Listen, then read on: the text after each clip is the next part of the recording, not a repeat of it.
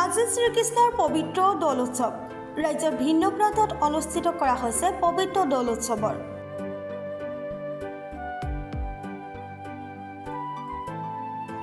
আবিৰৰ সৈতে হোলী খেলি একতাৰ এনাজৰীৰ বান্ধোনেৰে বান্ধ খাই ৰঙীন কৰে সকলোৰে জীৱন।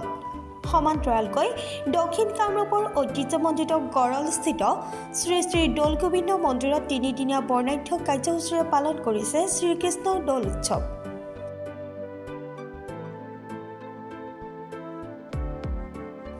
গড়ল বৰুৱাপাৰা নবীন যুৱক দৌল কমিটিয়ে আয়োজন কৰা দৌল উৎসৱত পূৰ্বাপৰ ৰীতি অনুযায়ী আধ্যাত্মিক পৰ্বৰ লগতে নাম সংকীৰ্তন, শ্ৰীকৃষ্ণ প্ৰতিযোগিতা, নাম দলৰ নাম প্ৰদৰ্শনৰ লগতে হোলী গীতৰ অনুষ্ঠান অনুষ্ঠিত কৰিছে। মই চেনেলৰ জৰিয়তে গোটেই অসমবাসী ৰাইজলৈ আমাৰ এই হোলী উৎসৱৰ আন্তৰিক অভিনন্দন জ্ঞাপন কৰিছোঁ। আমাৰ এই দৌল উৎসৱ 1946 চনৰ পৰা ইয়াত চলি আছে। আগতে আমাৰ এই দৌল উৎসৱ আমি নদীৰ পাৰত কৰিছিলোঁ।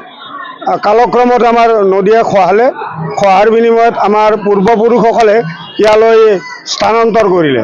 তেতিয়াৰ পৰা আজিলৈকে আমাৰ ইয়াত এই দৌল উৎসৱটো আমি পালন কৰি আছোঁ। আৰু আপোনাক আমাৰ দৌল গোবিন্দ মন্দিৰৰ যিটো নামাকৰণ, এই বিষয়ত মই আপোনালোকক জনাব বিচাৰিছোঁ।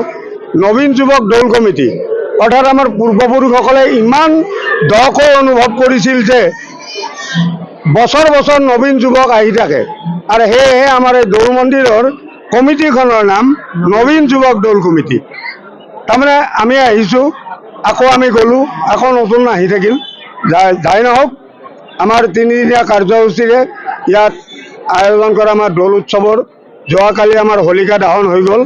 হোলিকা দাহন সম্পৰ্কে আমাৰ হয়তো ৰাইজে বহুতেই নাজানে। স্কন্ধ পুৰাণ মতে আমাৰ এই হোলীৰ আগদিনাখন হোলিকা নামৰ এগৰাকী দ্বিতীয় আৰু হিৰণ্যকশিপুৰৰ ভগ্নীক প্ৰহ্লাদক জ্বলাই দিয়াৰ কাৰণে তেওঁক নিমন্ত্ৰণ কৰি আনিছিল হিৰণ্যকশিপুৰে।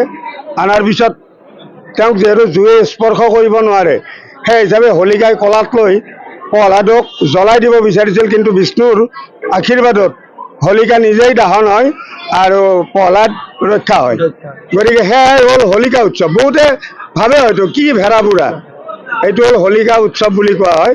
যাই নহওক, যোৱাকালি আমাৰ হোলিকা উৎসৱ দাহনটো হৈ গ'ল, হোলিকা দাহন। এতিয়া আমাৰ আজিৰ দিনটোত মহাপ্ৰভুৰ শ্ৰীচৰণত ফল্গু দানৰ পৰা, পুষ্পাঞ্জলিৰ পৰা, হোমাগ্নিৰ পৰা পূজাভাগ আমাৰ আজি চলি আছে। আৰু ইয়াত যথেষ্ট সংখ্যক ৰাইজ উপস্থিত হয়। এইকাৰণেই কাৰণ আমাৰ এই 5টা পঞ্চায়তত আমাৰ এই দৌল উৎসৱখনেই একমাত্ৰ অনুষ্ঠান। নিউজ এক্স ৰিপৰ্ট, প্ৰাতঃ টাইম ডিজিটেল। অসমৰ সংবাদ জগতখনৰ বাবে এক সুখবৰ। নৰূপ নসাজেৰে প্ৰায় 30 বছৰীয়া অভিজ্ঞতাপুষ্ট সাপ্তাহিক কবচ পুনৰ এবাৰ ৰাজ্যৰ মাজলৈ। স্বত্বাধিকাৰী প্ৰণীতা কলিতাৰ দ্বাৰা প্ৰকাশিত আৰু অমৰজ্যোতি প্ৰিণ্টাৰ্ছ, গুৱাহাটী কমাৰ্চ কলেজৰ বিপৰীত ফালে মুদ্ৰিত। আমাৰ ঠিকনা মুখ্য কাৰ্যালয়, অসম ফৰেষ্ট স্কুল, হৰি মন্দিৰ পথ, গুৱাহাটী, আৰু অস্থায়ী কাৰ্যালয় কলিতা মাৰ্কেট, বিজয়নগৰ, কামৰূপ, অসম।